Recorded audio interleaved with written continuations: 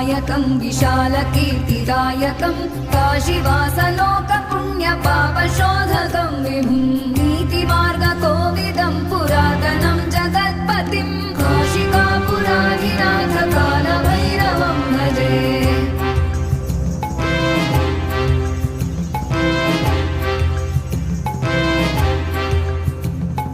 कालभैरवाष्टकं पठ